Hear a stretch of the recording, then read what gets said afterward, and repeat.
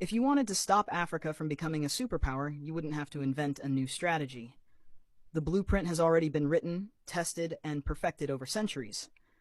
You'd start by making sure Africa never unites.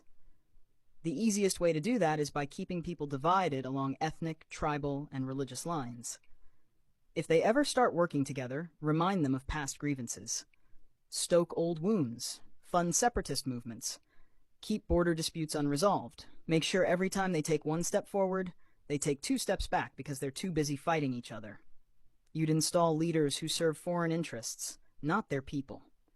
Find the most corrupt, the most easily manipulated, the ones who crave wealth and status more than progress. Offer them power in exchange for loyalty. If a leader rises who actually cares about Africa, get rid of them. Assassinate them if necessary. But if that's too messy, just destabilize their government and back a coup. If they talk about nationalizing resources, make an example out of them. If they try to unite Africa, take them out before the idea spreads. You'd keep Africa economically weak by making sure it never industrializes. Let them export raw materials but never process them themselves. Control the mines, the oil fields, the rare earth minerals. Keep them selling cheap and buying expensive. If a country tries to break free and build its own industries, sabotage it. Place sanctions, destabilize its currency, fund local opposition, crash its economy. If that doesn't work, orchestrate a civil war. People can't build when they're too busy trying to survive. You'd make sure their education system produces workers, not innovators. Teach them history that glorifies their oppressors. Make them think their cultures are primitive. Their ancestors were savages. Their future depends on foreign approval. Train them to memorize, not to think critically. Keep their best and brightest looking overseas for opportunities. Make them dream of escaping Africa rather than fixing it.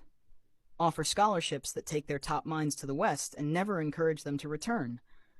Let the continent keep training doctors and engineers only for them to go enrich other nations. You'd control their narratives. Own their media, control their stories, dictate their image to the world. Make them believe they are corrupt, hopeless, eternally in crisis. Flood their screens with poverty porn and war zones.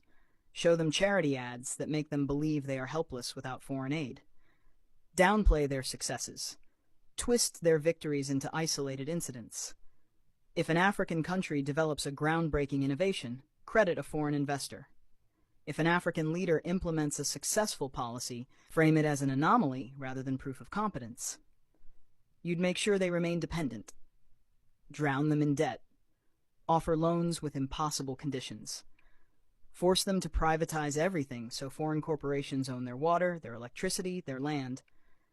When they struggle, give them just enough aid to keep them alive, but never enough to make them self-sufficient.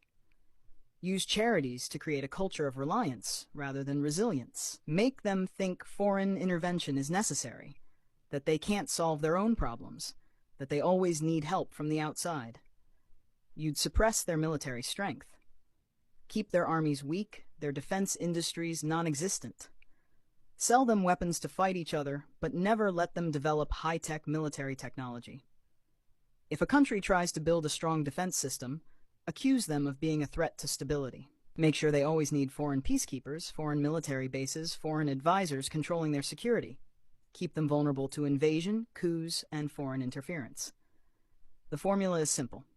Divide, corrupt, exploit, miseducate, control. Keep them fighting each other. Keep them looking outside for solutions.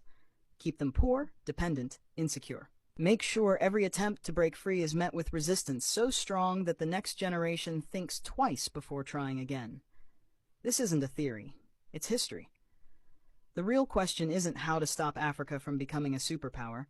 It's how Africa can break the cycle despite every effort to keep it down.